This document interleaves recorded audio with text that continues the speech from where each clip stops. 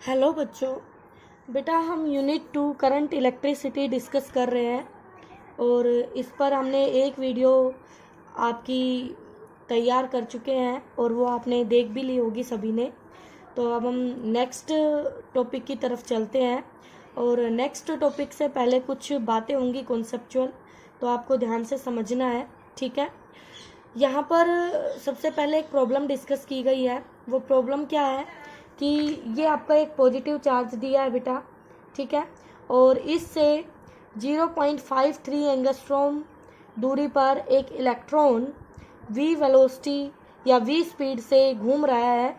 उसकी v speed given है बेटा और ये इलेक्ट्रॉन है, तो वो ऐसे चक्कर लगा रहा है। और आपको पता है जब कोई इलेक्ट्रॉन एक क्लोज लूप में घूमता है तो वो करंट बनाता है। क्या करता है बेटा? करंट बनाता है, ठीक है।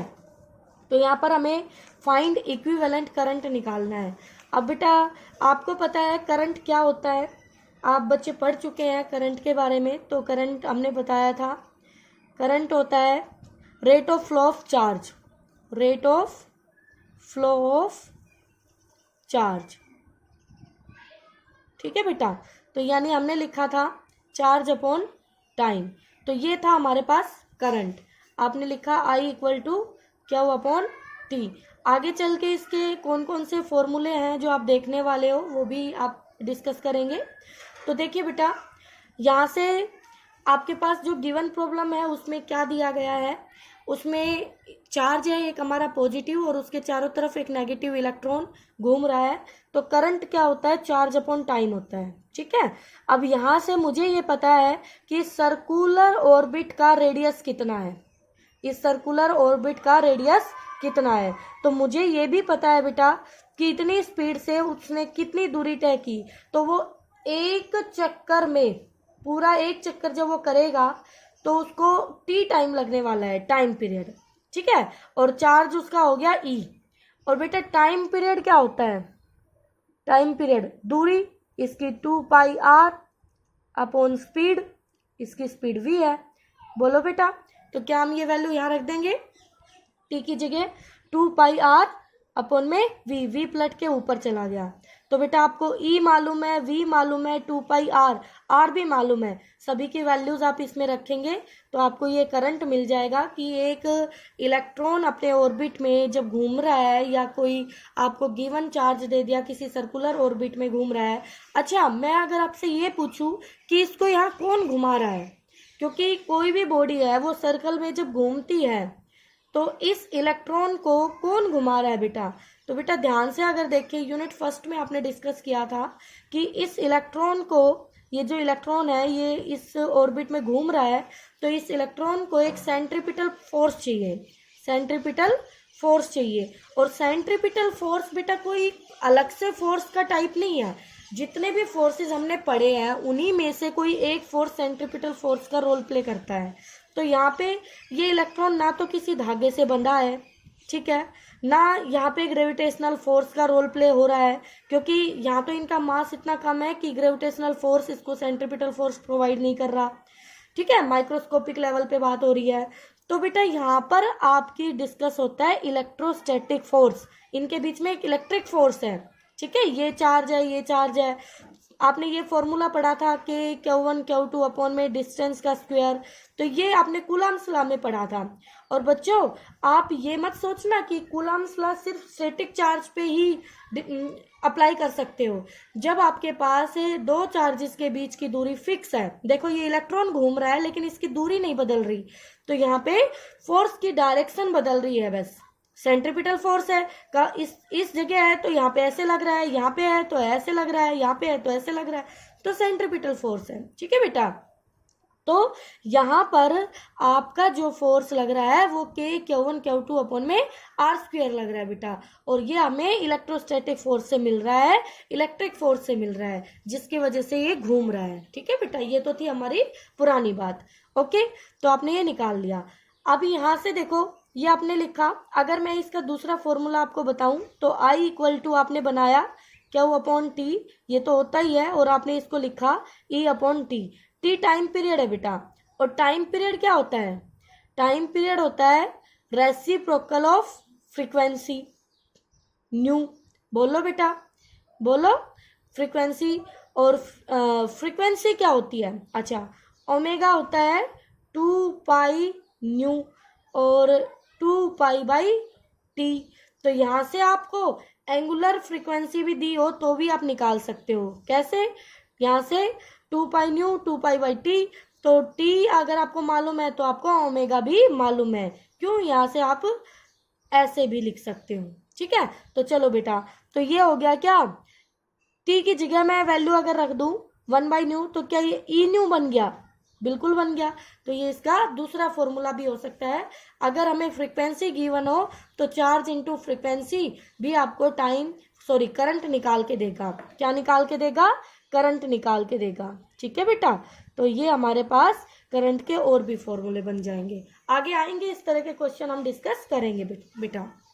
अब देखिए अगले डाउट में क्या है, find charge flown from t equal to 0 to t equal to 5 second. बेटा आपको बताया था लास्ट वीडियो में कि जो करंट होता है, करंट आएगा आपके पास चार्ज अपॉन टाइम। तो यहाँ से चार्ज हो गया करंट इनटू टाइम। तो बेटा जब आपके पास करंट और टाइम के लिए ग्राफ हो, करंट वर्सेस टाइम, तो यहाँ करंट है यहाँ टाइम है, तो उन दोनों की मल्टीप्लाई हमें चार्ज दे रही है। इसका मतलब इन दोनों करंट और टाइम के जो कर्व होगी उस कर्व के अंडर जो एरिया, तो एरिया निकालेंगे तभी तो this side into this side करेंगे, मतलब इन दोनों क्वांटिटीज की मल्टीप्लाई होगी और वो हमें चार्ज देगा। तो यही करना है बेटा, charge equal to area under IT graph. और हमें निकालना है 0 से 5 सेकंड के लिए, तो ये 0 से 5 सेकंड के लिए इसका एरिया, तो क्या ये पूरा एरिया लेना होगा हमें, बिल्कुल। तो ये एरिया हो गया half into base into perpendicular, तो ये आ गया 25 कूलाम। ओके बेटा, 25 कूलाम। अब बेटा कन्वेंशनल डायरेक्शन मैंने आपको क्या बताई थी कि जो हमारे इलेक्ट्रॉन होते हैं वो जाते हैं लो पोटेंशियल से हाई पोटेंशियल, और जो हमारा पॉजिटिव चार्ज होता है वो जाता है high potential to low potential. याद कीजिए, आप ऐसे बैटरी लगाते हैं, यहाँ पे देख लीजिए, ये मान लो कोई भी कंडक्टर है आपका, ठीक है, इसमें ये इलेक्ट्रॉन है और ये आपने बैटरी लगाई, ठीक है, ये पॉजिटिव ये नेगेटिव। तो बैटरी से हम बैटरी के पॉजिटिव से करंट दिखाते हैं ऐसे, ये करंट निकला और ये करंट नेगेटिव में घुसा, ठीक है। लेकिन इलेक्ट्रॉन कैसे चल रहा है बेटा, अपोजिट टू करंट। तो मैं ये कह सकती हूँ कि जो कन्वेंशनल डायरेक्शन होती है करंट की, वो फ्लो ऑफ इलेक्ट्रॉन के अपोजिट में होती है या फ्लो ऑफ पॉजिटिव चार्ज के अलोंग होती है। क्या हम ये बात कह सकते हैं, बिल्कुल कह सकते हैं, ठीक है। ओके बेटा, तो यहाँ से आपका जो इलेक्ट्रॉन चला, देखो ये पॉजिटिव ये यहाँ से नेगेटिव ये नेगेटिव, तो यहाँ एक इलेक्ट्रिक फील्ड जनरेट हो जाता है कंडक्टर के अंदर। तो वो कंडक्टर के अंदर कैसे हो गया, पॉजिटिव से नेगेटिव। तो इलेक्ट्रॉन चल रहा है लो पोटेंशियल से हाई पोटेंशियल की तरफ। तो करंट भी कैसे है, इसके अपोजिट में, जैसे इलेक्ट्रिक फील्ड है। और पॉजिटिव चार्ज भी कैसे जाता है, इसी के अलोंग, जैसे इलेक्ट्रिक फील्ड है, ठीक है बेटा। तो ये थी डायरेक्शन की बात। ओके, अब अगर हमारे पास गिवन लूप है और उस लूप में से कुछ चार्ज फ्लो कर रहे हैं रेंडमली, कोई उसके लेफ्ट से राइट में जा रहा है, कोई राइट से लेफ्ट में जा रहा है, इस तरह से, और हमें बताना हो कि कितना करंट होगा टोटल उस क्रॉस सेक्शन के थ्रू।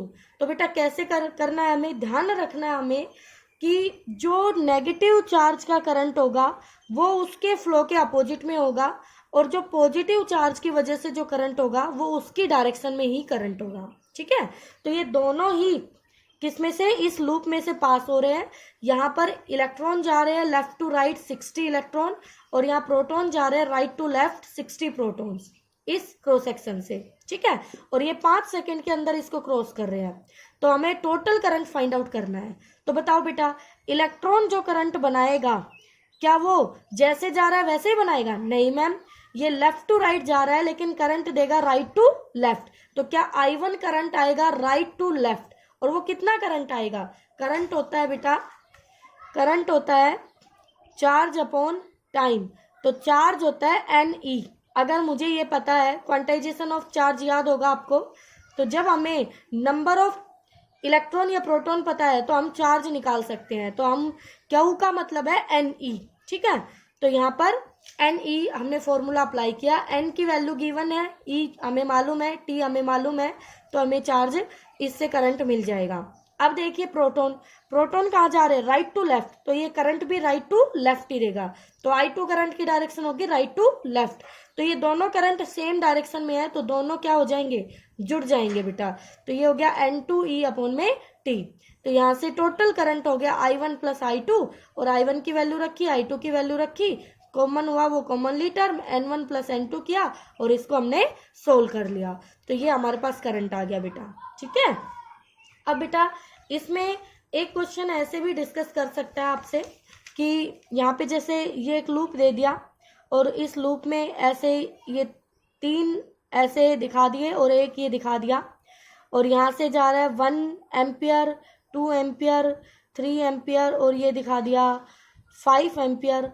तो टोटल कितना करंट पास हो रहा है, तो बेटा जो इस लूप में से पास हो रहा है वही इसको कंट्रीब्यूट करेगा। ये वाला करंट इससे बाहर है तो ये इस लूप में करंट शो नहीं करेगा, ठीक है बेटा।